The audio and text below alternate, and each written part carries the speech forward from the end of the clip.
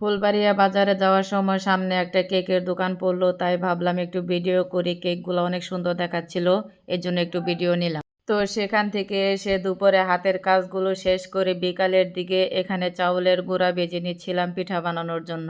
পিঠাতে দিলাম লাউয়ের পাতা বেটে, তারপরে হচ্ছে গরম মশলা, আদা রসুন ধনেপাতা সব ধরনের উপকরণ এখানে দিয়ে দিলাম। মাসকলাই ডাউল হলে ভালো হতো, তো আমার কাছে ছিল না, তাই আমি মুগের ডাল বেটে দিয়ে দিলাম। নুন তেল এগুলো দিয়ে এখন হাতে ভালো করে মাখিয়ে নিতে হবে। সব রকম পিঠার মাঝে এই পিঠাটা আমার ভীষণ পছন্দ। আর এই যে এখন আমি পিঠা ঢেলে দিচ্ছি। এখানে একটা বড় কড়াই ছিল, বড় কড়াইয়ের উপরে কলার পাতা বিছিয়ে নেওয়া হয়েছে আগে। তো এখন চুলার উপরে দিয়ে আগুন দিয়ে দিচ্ছি। তো এই দিকে বাইরে বের হয়ে দেখলাম দৃশ্যটা অনেক সুন্দর লাগছে, তাই ভাবলাম একটু ভিডিও করি। এটা কিন্তু আমাদের বাড়ি না, অন্য একজনের বাড়ি। বাড়িটা এত বেশি সুন্দর গাছপালা দিয়ে, তাই ভাবলাম একটু ভিডিও করি। এখন তো রমজান মাস, তেমন ভাবে ভিডিও করা হয় না, তো আমার ফোনে এইগুলো ভিডিও আমি আগে করে রেখেছিলাম। কসমেটিকের দোকানে গিয়েছিলাম, উপজেলায় গিয়েছিলাম, আমার ছোট মেয়েকে বলছি একটু ভিডিও করে দিতে, সে আমাকে একটু ভিডিও করে দিছে। তো এই যে উপজেলার ভেতরে এত সুন্দর গোলাপ ফুল গাছ, গাছগুলো দেখতে ভীষণ ভালো লাগছে। মনে মনে ভাবলাম একটু ভিডিও করলে ভালো হয়। আমার ছোট মেয়ের হাতে ফোনটা দিয়ে বললাম একটু ভিডিও করে দাও, তো সে ভিডিও করে দিচ্ছিল আমাকে। আর আমি উপজেলায় যে কাজের জন্য গিয়েছিলাম, একে একে 2-3 বার গেছি, কাজটা এখন পর্যন্ত কমপ্লিট হয় না, জানি না কবে হবে।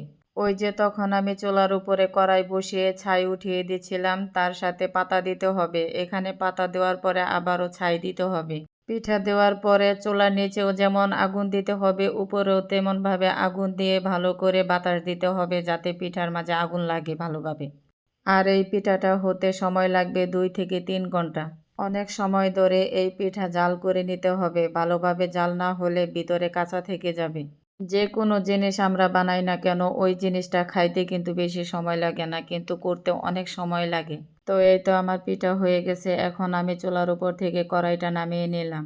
এখন এই পিঠাটা ঢেলে দেখব কেমন হয়েছে ভিতরে। তো মাশাল্লাহ পিঠা ভালোই হয়েছে, কিন্তু নিচে অনেকটা পুড়ে গেছে। আরো বেশি করে কলার পাতা বিছিয়ে দিলে হয়তো পিঠা এইভাবে পুড়ে যেত না। এপিঠ ওপিঠ দুপিঠ ভালো করে পরিষ্কার করে নিতে হবে, কারণ উপরে পুড়ে গেছে আর নিচে হচ্ছে ছাই। ছাই ভালো করে পরিষ্কার করে না নিলে খেতে ভালো লাগবে না। তো এইতে হাতের মাঝে একটা ন্যাকড়া নিয়ে ভালো করে পরিষ্কার করে নিচ্ছি। এখন এই পিঠাকে বটি দিয়ে কাটবো। এই পিঠা গরম গরম খাওয়ার থেকে পরের দিন সকালবেলা তেলে ভেজে পিঠা খেতে অনেক ভালো লাগে, অনেক মজা লাগে। পিঠা এত বেশি গরম হাতে ধরা যাচ্ছে না, তারপরও কষ্ট করে কেটে নিচ্ছি, কেটে দেখছি ভিতরে কেমন হয়েছে। তো এই তো আমার পিঠা বানানোর ভিডিও শেষ হলো। তো পিঠাটা কেমন হয়েছে কমেন্টের মাধ্যমে জানিয়ে যাবেন।